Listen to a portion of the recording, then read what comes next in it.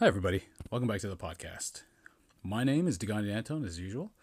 And for this episode that's coming up next, I'm about to talk to is going to be with Ira Timothy, which happens to be my cousin.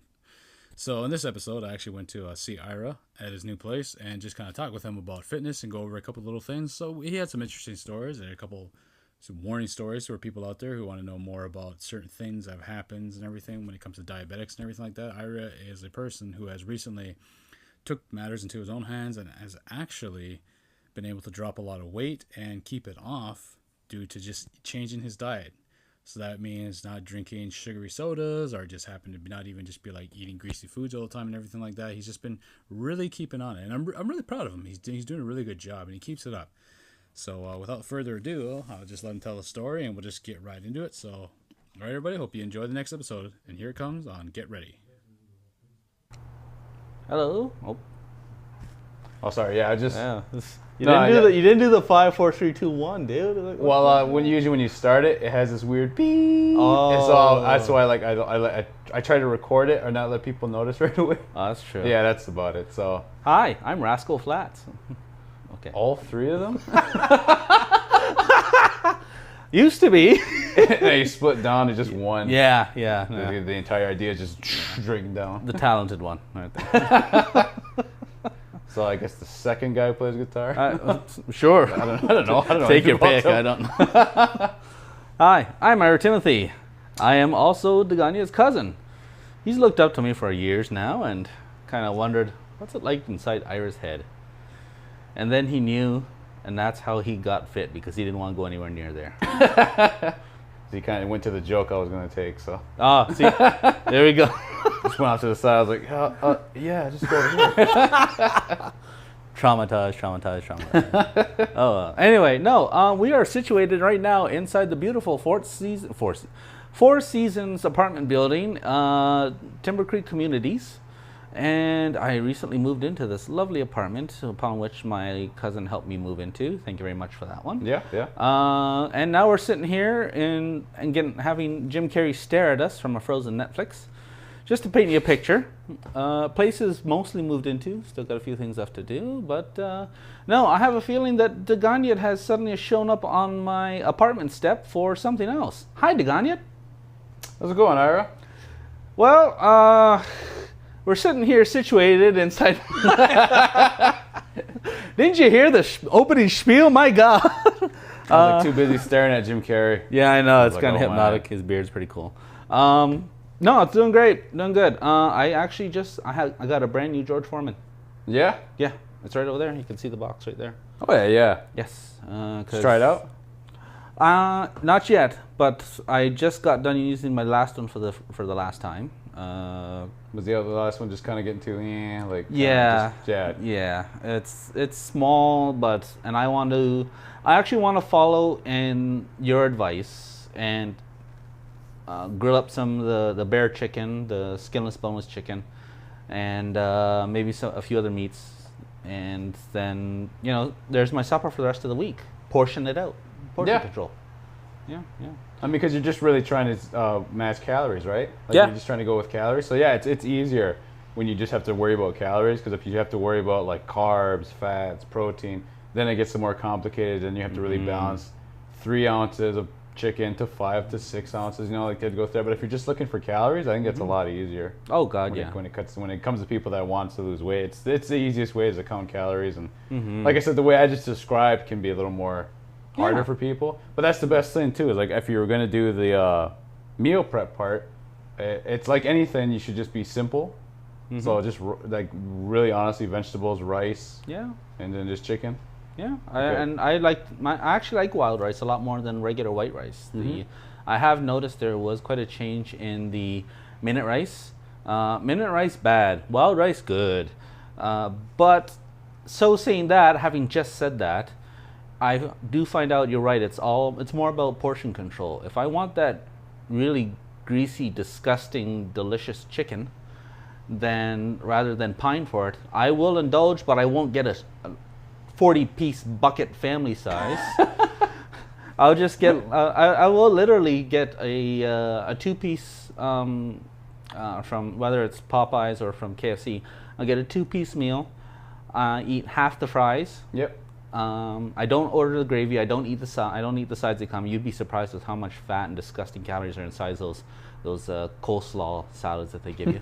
Yeah. And I just have one of the 2 pieces of chicken, and then there goes my craving. My craving's gone. So it's as you said. It's about portion control. And after I get done with that, man, I know I'm gonna have to pay for that. So add on a few extra bit onto my stair climbing, my cardio, whichever it is I do. I know I got to work it off. Yeah, I mean, like what you're saying there is just like perfect to say that you can still eat food that you like, but you really just have to like be mindful of what you're eating, and it is good to indulge on one meal out of 7 days. Yes. It's only good to like just have one cheat meal, and even then, like that cheat meal shouldn't be like a friggin' like 6 Whoppers or like a whole pizza, like nothing like that. But it's okay to get a slice or something and eat that, because it's not gonna kill you. It's just, but it also kind of can help you further burn fat. Yeah. Because it's resetting your metabolism from where it was before, and sometimes your body will get used to what you're eating and it won't cut anymore because your body's constantly adapting to what you're doing. If you repeat it, it's just gonna continue with it. So when you put that grease in there, it's gonna reset everything because it thinks, oh, we're gonna go back to how we were eating before, and then it's just going to immediately just start over completely.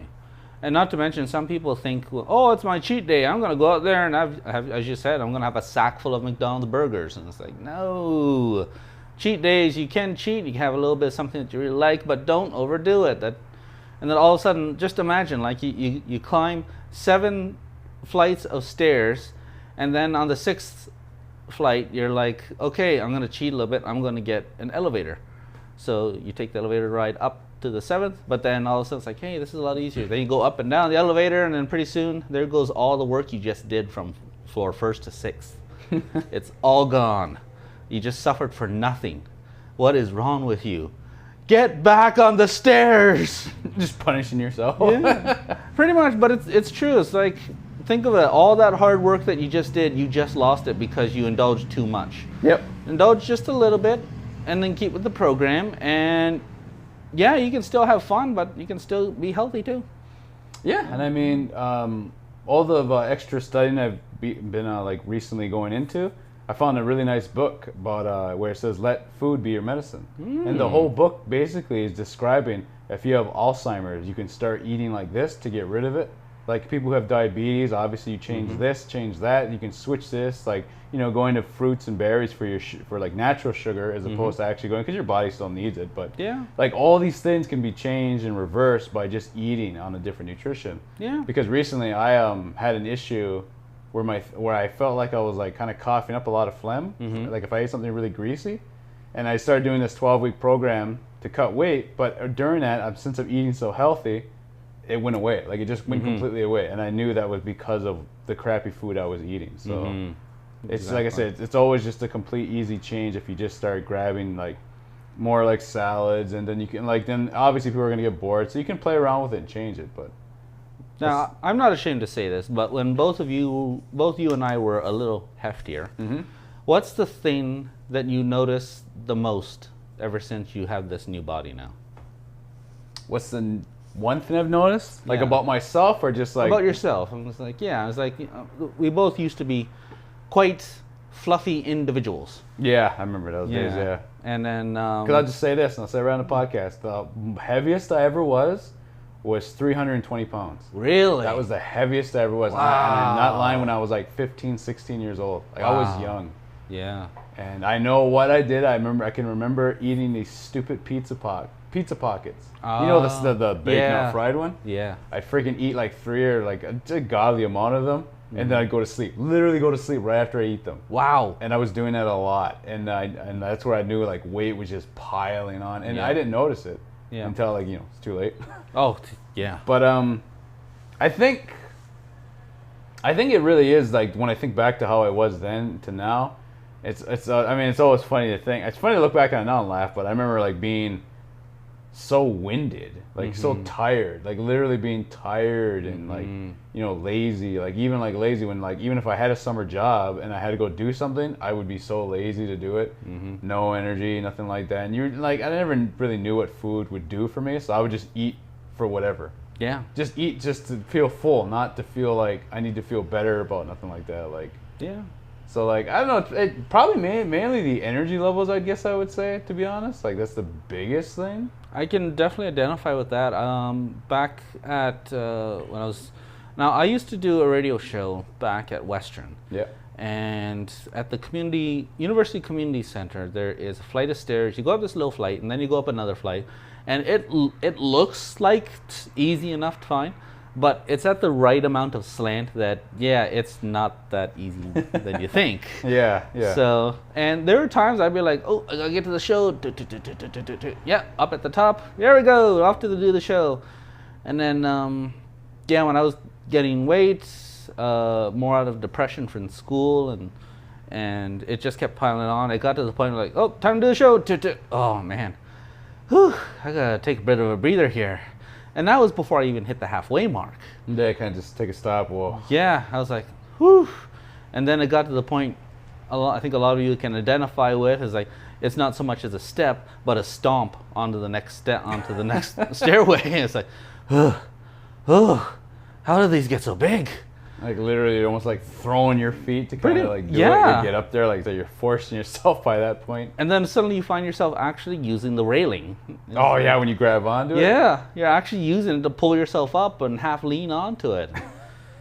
But no, after it's pretty much just said, no, I don't want to do this anymore. After it was a combination of both diabetes and I don't want to do this anymore. Yep. Once I got hit with the diabetes stick, they said, okay, let's get you on some insulin. I said, whoa, hey, wait a minute. Now I'm not very fond of needles. Mm-hmm. I said, let me try and beat this on my own terms. I said, okay, so they put me on metformin. Mm-hmm. And they said, okay, go ahead. You got your chance this is your chance to get to the point where you could, I guess you can't really say it goes into remission because diabetes is always there for you. Yeah. But you can always get it to a manageable level with a routine.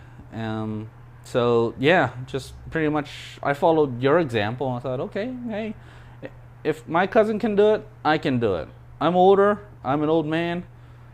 Back in 1910, I used to go up and down these stairs like they was nothing. In my father's pajamas, driving snow. It's like, now you gotta work for it, Grandpa. Underwater. What? I can laugh about it now, but yeah, I was like, you know what, I really don't want to do this anymore, so. Well, I mean, I can't imagine being told that. Like, I think that'd be like a scary thing to be told. You have diabetes, like. Yeah, and a lot of people don't realize it's a lot more than just the sugar. It affects a lot of things. A friend of mine, I'm not trying to scare you people. This is just, I'm stating fact. Yep. A friend of mine out in Sarnia, he's got diabetes, and one moment he was fine. He didn't pay attention to his sugar. He didn't pay attention to his sugar levels, but he felt okay. And then almost literally the next day, in the blink of an eye, something wasn't right with his leg. Went to the hospital and he lost it that very next day. Wow, and that fast, yeah. It comes on quick. So, he was walking around fine one day. He was ignoring the symptoms. He was ignoring all the signs that said, hey, your body doesn't like this. Mm-hmm. He ignored it. He kept on going. And then the next day, he's lost a leg. So yeah, that's crazy. Like, just, because there's people that just, like, I've seen people who literally only have like 3 fingers, like because they had to lose 2, or they lose a toe, and then it can creep up and get their whole foot. Yeah, it's not gradual. It's not like, oh, I might lose a finger and then you deal with that. No, it can all of a sudden come on so hard and so quick depending on what you do and everything. If you're not paying attention, no, it's not just fingertip. It's not gradual. It's like all of a sudden, boom, there goes your whole forearm, or there goes your leg up to your knee, or there goes the fun parts for guys. So, yeah, so that part I'm okay. Yeah, I'll let you use your imagination for that one. This is, even though Degani doesn't censor, I'm not going to say that. So the old radio training kicking in. So let's just say Fun Time's been cut in half. So there we go. Yeah. That things like that's going to happen, and it is scary. But I think that's one of the reasons why some guys don't want to think about it, because they just think, oh, it's not going to happen to me, and that's worse with the young kids. But yeah, I mean, I think it's important to say that specifically with our people, like the population of Native Americans in Canada specifically, cancer and diabetes are on the rise at this very moment. Like it's going higher and higher, and they predict in a few more years, half of our entire population is either going to have cancer or diabetes. Yeah, and it's because of poor nutrition and health. And I think it's something that people like.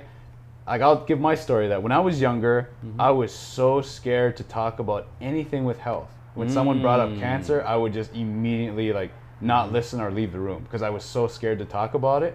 But as I got older, I realized it's very important to talk about, because I thought cancer was just like in one part of you, but it can hit anywhere. You can get colon cancer, prostate cancer. You know, it can appear anywhere in your body. It doesn't. Cancer doesn't give a shit. It's going to be anywhere. That's right. And you're stuck with it.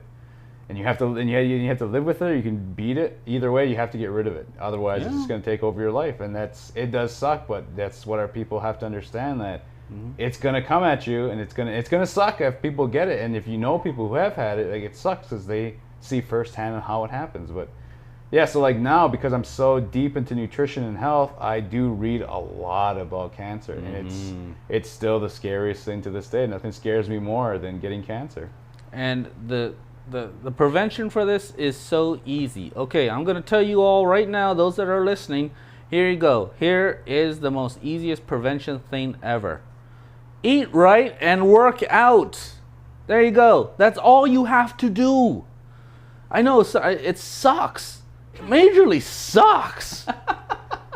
But in the long run, you'll be better for it. I mean, skin gets less greasy. Things clear up. You have a lot more energy to do stuff. You sleep better. You get to go out and have a great time with some friends, and you don't have to be the only one sitting there panting because you can't keep up with them.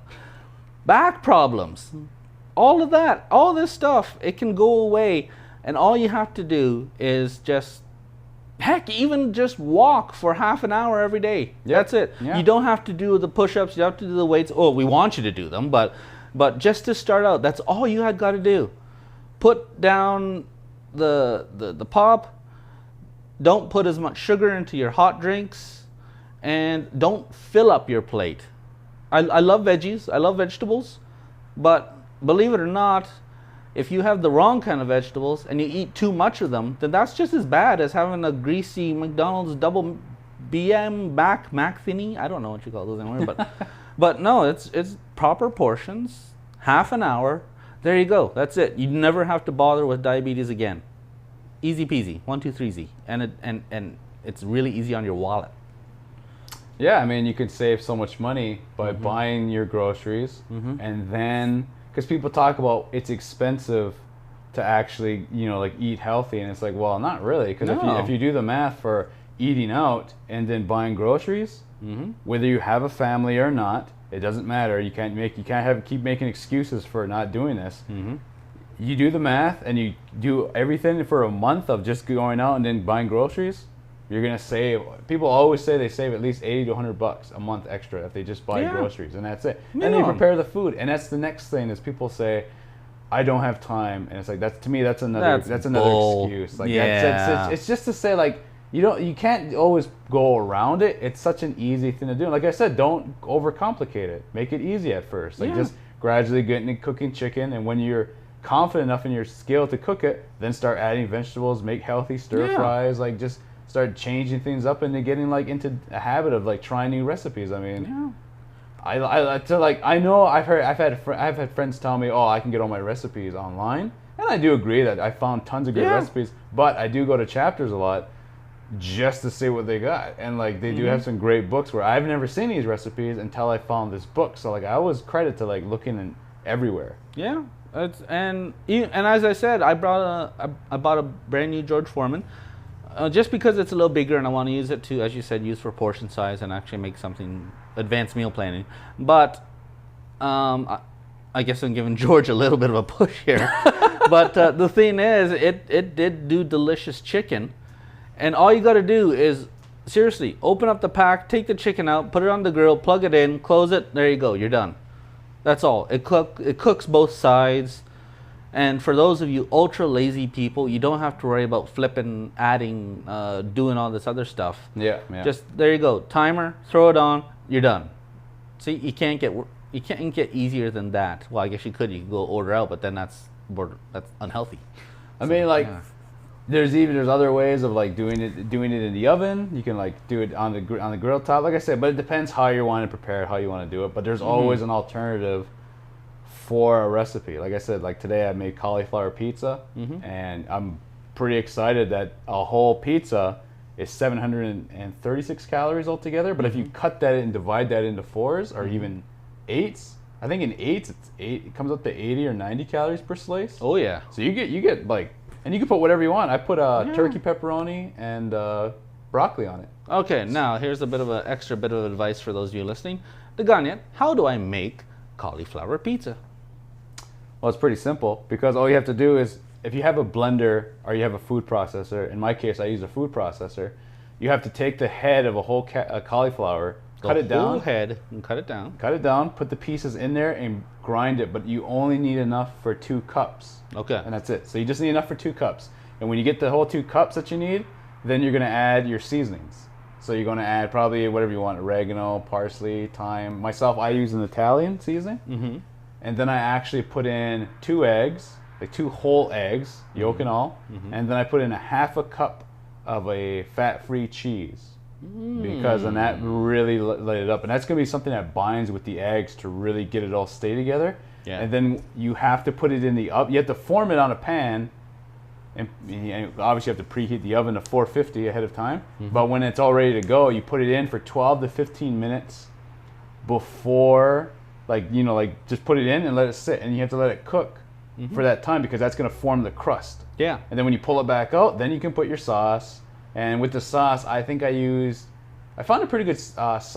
I can't remember what its name is, but for 60 milliliters, it was only 40 calories. Really? And that's it. And so I did 60 milliliters, put it on the whole, and that was a lot of sauce. Dang. For 40 calories. And then I put a little bit more cheese. Then I put my turkey pepperoni, because it was only like, for 10 of them, it's 50 calories. So I put some on there, and I put like a lot of broccoli on there. And then I put it back in the oven for another 12, 15, and that's it. Came out. It was nice crunch at the bottom, and it tasted good like pizza. Nice. Like, this is a personal thing about me, is I've never liked cauliflower. Really? Never. Like, if you just steamed it and gave it to me, I would hide it. Or I'd feed it to the dog. Like, I'd do anything to get away from it, even as an adult now. So to find these ways, I've actually had cauliflower rice, cauliflower tater tots. I was gonna make cauliflower taco shells. I was actually gonna make buffalo cauliflower barbecue wings. Yeah. All because I don't want to eat cauliflower regularly. But it is good to try different things. Because like, much as I love wings, I'm on a pretty strict diet right now, and I can have them, but in this form. Yeah. What they usually call these days is either a modified or a flexible dieting is what they call this, what I'm doing. Because you can still lose weight, build muscle, but you're actually changing the rules so it's more modern, as opposed to the classic chicken and rice broccoli. Nice. When I first started, that's what I was eating. And it got boring after a week. Oh God, yeah. But at the time, because my mindset was so into bodybuilding, it was more or less like eat for function, not for taste. So I would just eat. I wouldn't even care if it tasted bland. I would just eat it, get it down, and then that's it, and keep going on with my day, because I just needed it to grow, and I needed to cut weight and grow, and that's it. But now I changed it again, because I'm like, well, I love bodybuilding, and I'm always going to stick to that routine. It's going to be for the rest of my life. I'll always lift weights and work out. Yep. But I do want to change it up, because I have other ideas and venues that they can't work together, but I still want to like pursue and do exercise and everything like that. That's all. Well, I actually recently just started getting into bodybuilding too. Yeah? I made Lego Batman the other day, and then Nice. Lego Superman. No, that's not bodybuilding. I don't know.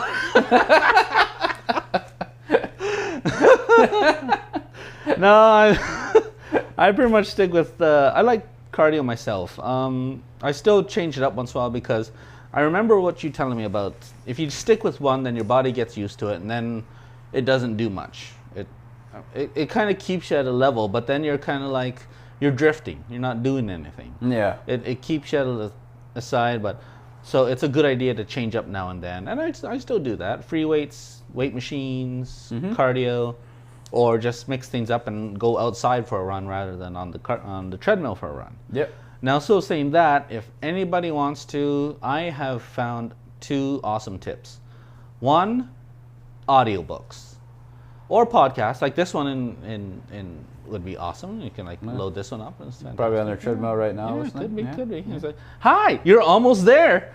Come on, you can do it. Okay, that's for those that are listening to that one. But no, sir, I do take. I have a large selection of audiobooks. Yep. I pretty much plug it in, go on the cart on the either the bike machine or the elliptical or the treadmill, and I toss it up. Sometimes I go faster, sometimes I go slower, but the important thing is I keep my mind focused on the audiobook and my body focused on what it's doing. Mm-hmm.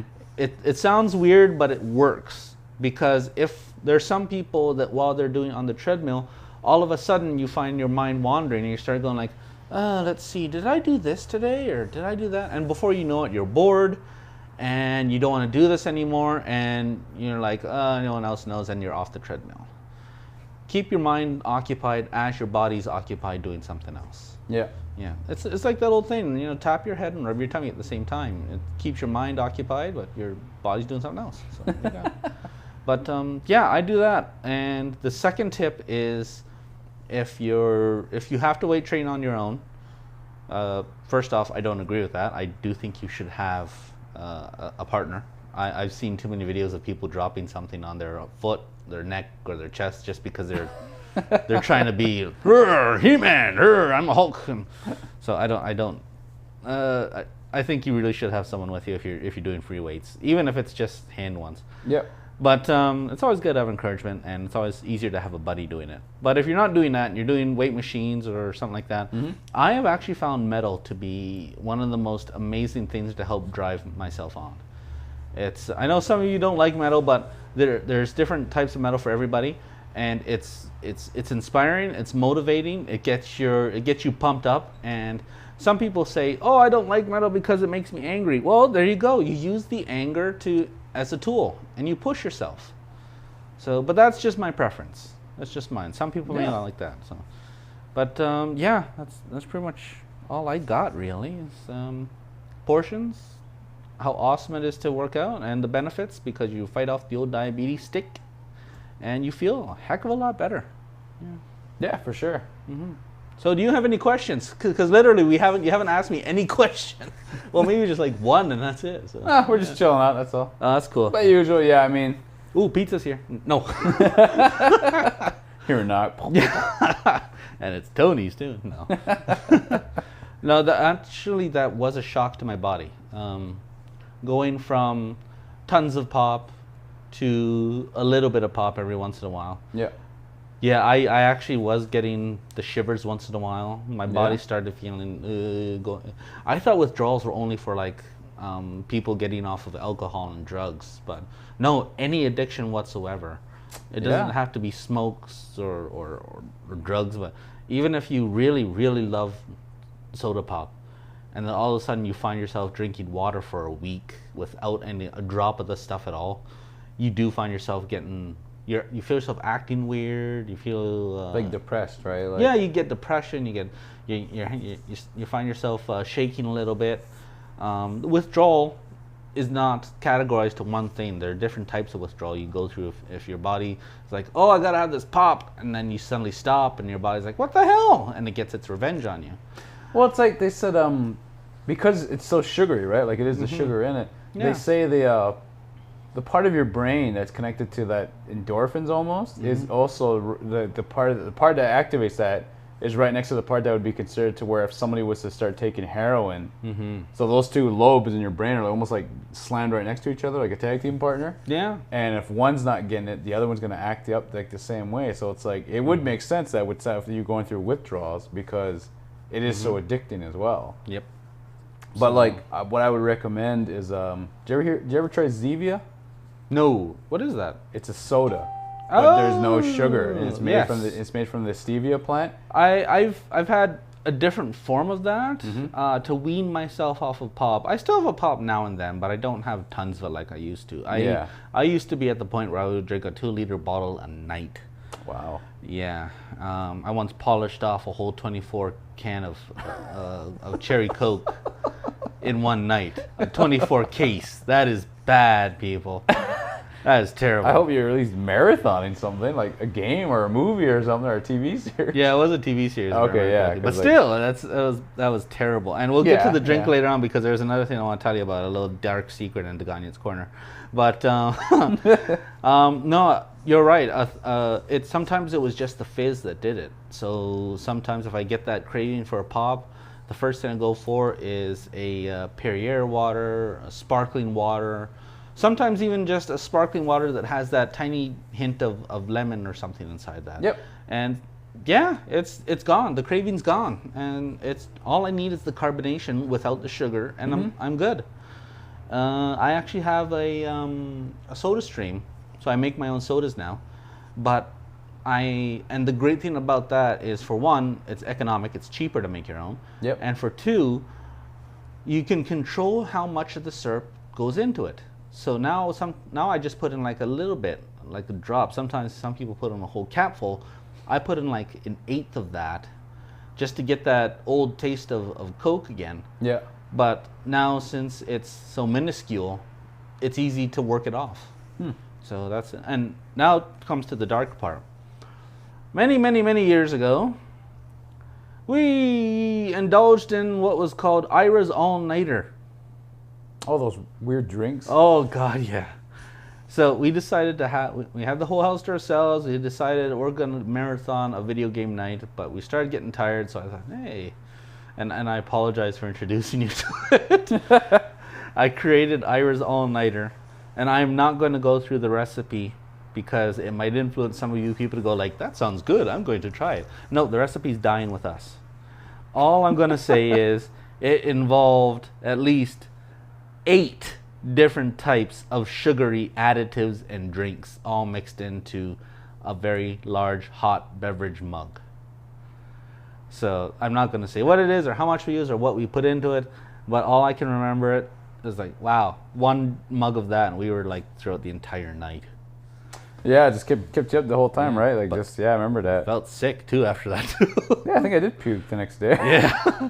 Oh God, it was terrible. I mean, I think back to, like, I don't even know how much ungodly amount of like grams of sugar was in it. But I'm surprised we didn't get hit with diabetes that night. but it had to be something crazy. Like, Oh God, yeah. But yeah, copious amounts of water. For every now, and when I say soft drink, I don't mean cola. I mean soft drink as in if it's juice, if it's a pop, if it's anything that's not water, I consider it a soft drink. So if I have myself a glass of orange juice, yeah, it's healthy. It's got its vitamins and stuff like that, but it's still got that sweet stuff into it. So for every cup of, we'll say 250 milliliters of juice I have 750 milliliters of water to help flush it out and to help keep my body hydrated. Because dehydration's a killer. It is, yeah. It's horrible. It really is. And the worst part about it is that illusion. All of a sudden you get the dry feeling. You're like, oh man, you're not feeling good, and I think, I just need something to wet my lips. And the worst thing you can do, and everybody does it, they reach for another pop or another juice or another thing like that. You're just dehydrating yourself even further. So that's why I balance it out. I flood it with water after that, and you do get accustomed to the taste of water. After a while, it's like a nice cold glass of water can be the best thing in the world. I know. I mean, I've heard people say they don't like water, and I'm just like, but we're like made of water. Yeah. Like our bodies are like more 50. There's like, what is it, 70% of our bodies, like just water, and so like that's why it's so important to drink it. And every single drink, no matter what it is, you cut it down. You take out the sugar, you take out the additives, you take out the preservatives, you take out the herbs, you take out all that stuff. It's water. It starts with water, and you put everything else in there. Exactly. I mean, my biggest issue with juice drinks, and I tell people a lot, is you're not getting the fiber, so it's cutting you into the sugar. Mm-hmm. Like, I have somebody at my work was eating an apple, but they're taking the peelings off. They're peeling it, like taking off with a knife. That's like so many vitamins in that. I know. So I was explaining to him. I said, "You're not getting the fiber that goes with it. You're basically getting the sugar." I said, "The natural sugar from it." I said, "But with the fiber, think of it like a slide." I said, "With that there, but behind it is an even stronger current to push it all out." I said, "Because the fiber's there to push all that sugar that's going into your body already, and it just." Instead of it storing as fat, because that's what juice is going to do, it'll actually flush it out better. So that's why people need to just eat an orange or an apple, or, so instead of actually getting the juice. I mean, like I said, I'm not trying to be like a Nazi to people. Yeah, we're not like fitness Nazis. Drinking and stuff. It's just I'm just like once in a while, Nein, just nein.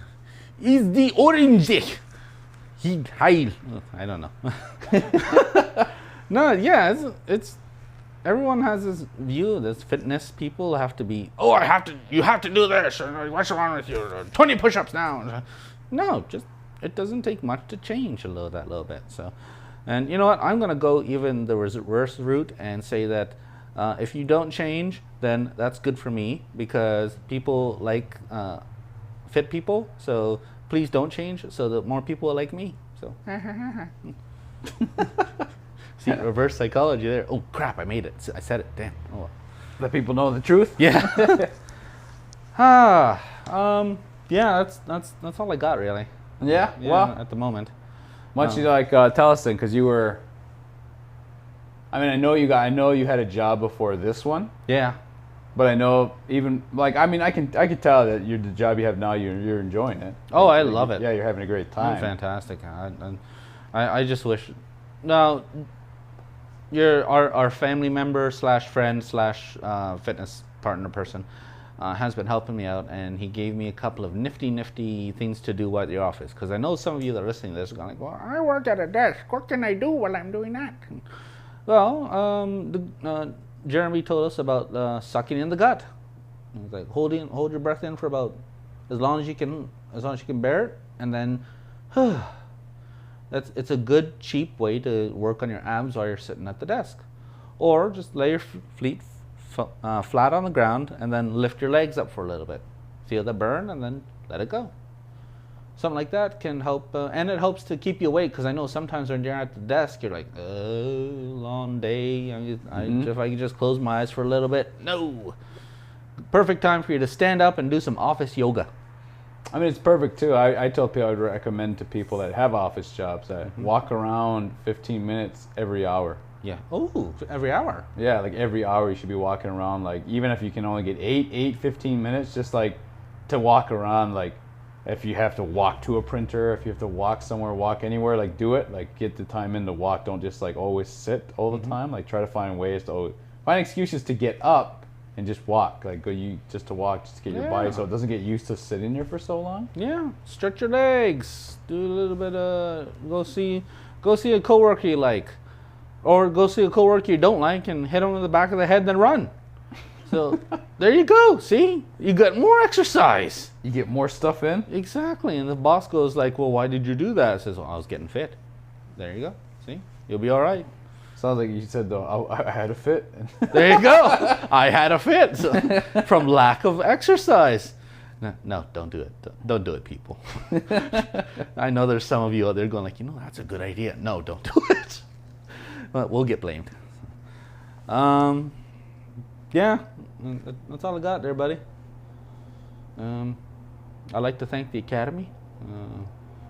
Did you get one of those? We're gonna give you an award before you die awards. Yeah, that's it. Because it seems like some people do it. Like what's his name? The composer for Good, Bad, and the Ugly. Oh yeah, that guy. Like I know they gave him an award just because like, oh shit, he's gonna die soon. We better give him an award while he's still alive. And even though like there's tons of times he deserved it before, but I'm just saying like it just seems like the Academy's always like, here's your you're gonna die soon award. So we're sorry for not giving it to us earlier, and they just give that to them. Oh, here's an idea. All right, so mark this down, those of you that are on the podcast. I am officially challenging Degania right now. All right. And maybe 2019, because I don't think we'll be able to save enough money for 2018. But 2019, I want you to come with me to Scotland. You've seen the pictures I put up, right, of Scotland? Yeah, it's beautiful. It's not only beautiful, the water is so clean you could dip your mug into the stream and drink it, if you don't mind deer urine. And then, no, the mountain streams are gorgeous. They look so clean, I want to drink from them. Yeah. But the mountains are sloped in a way that it looks like just about anybody can walk up them. They're not more steep like in Alberta or something like that, but Yeah. over there the hills and mountains are just like so angled just right that it looks like, hey, I could do this. But then you start doing it and you're like, no, I can't. It's a lot steeper than it looks. But I still have this insane urge every time I look back at those pictures that I want to go up one of them. So I am hereby right now challenging Deganyat Antone, my cousin and fitness guru, in 2019 to come with me to Scotland. Maybe we can get a group thing going. We can get some other people going. My uncle says people have done this before. Yeah. But to just drive out there to Inverness or some part of Scotland in that area, we'll get someone to look after the car, we'll backpack it, and we'll just head straight up that mountain, see who gets up there first. Just like a straight run. Well, doesn't even have to run. Just because I know in fitness that it's like when you're doing a marathon. If you run as fast as you can and you sprint it at the start, you're gonna lose every single bit of energy you got right away. So the smart thing is to just pace yourself. But also, if you pace yourself while we're going up the mountain, we can appreciate the view. Yeah. And get the clean air. So I think that'd be good. So it'd be not so much a fun run, but Fun run. yeah, but it would be a good fitness goal too. Yeah, kind of something to build to, right? Yeah. So there you go. That's my challenge right there. Now, what if the challenge can't reach there? Where are we going? Oh yeah, because it's expensive to get to Scotland. Well, I guess that we'd have to scout out other hill-like areas we could go up to then. Alberta, I guess, or BC. Oh, BC's awesome for that. Yeah. They got a bunch of random hills. There we go. Okay, I got it. Either Scotland or BC for cardio and running, because you do have to work on some weights to get yourself to that area. Or, since we're First Nations and we have dual citizenship, who's the first one that can make it onto Ninja Warrior? Now that would be a fun goal. Because because I've seen some of those obstacles. It's like you gotta use every single muscle. And when I say every single muscle, I mean like some of them have to grip onto a ledge that's 1 inch thick and they have to really hold on with their fingernails practically. Yeah, they got to really go crazy on that show. Yeah, their fingertips. It's insane. So, 2 years from now, and I say 2 years, not next year, because next year's that's just insane. That's overdoing it. You got to pace yourself with this, people. It's no one, and that's another thing. If that's one of your excuses not to go to the gym, come on. No one gets there overnight. And if you try and do it overnight with steroids, or you push yourself with 16 reps when you only are scheduled to do 2, then your body's going to betray you and go like, I'm not doing this, and you'll hurt something. For one, you'll build up. It'll last longer when you build up if you go gradually, and it will feel better and you'll look better if you go up gradually, and it lasts longer too. So yeah, it's true. Yeah. So don't go for the quick fix. Do it gradually. So that's why I'm saying 2019, either Scotland or BC, or we fill out an application for American Ninja Warrior. There we go. We'll even do photos. Photos? Yeah. We'll do photos in order to track the progress, and then people can see on this internet web thingy of Cutco Hyper Global Mega Slice that they can even monitor our progress. And anybody else that wants in on this challenge, you're welcome. You're welcome to do it, because there's also Team Sparta Warrior thing. So you got a whole team to go out there and do the obstacles. Yeah. So we could like create Team Deganyat and put together a team of 5 people through your workout plans and go out there and show how awesome it is. Yeah, that'd be cool. All right, there we go. It's official, 2019. You got it. It's the year of the native. That's funny. I have no idea what that means. I just came up with it. Just threw it out there. Yeah, just Hopefully, threw it out hopefully there. it sticks. Yeah, It's like throwing against something against the wall, which sticks. Pretty much. Yeah. All right, that's it for me. Alrighty, well, we had a good time so far. Bye, I think it was everybody. pretty good. Yeah. And I'll talk to everybody next time. This is Degani Anton signing out. And Ira T saying, watch out behind you. It's kind of creepy. Alrighty. I'm watching you. Ayo. Bye. All right, so that's the that was the end of the last episode, and I hope you enjoyed it. And it was a great one. I had the time of recording, so that was a fun one to do. And now, if anybody's interested in being on the podcast, you can just email me at getready@gmail.com. Get ready with 2 R's, one word, at gmail.com. And I hope everyone had a good time. And it was a great episode to record. And that's all. So I'll see you next time.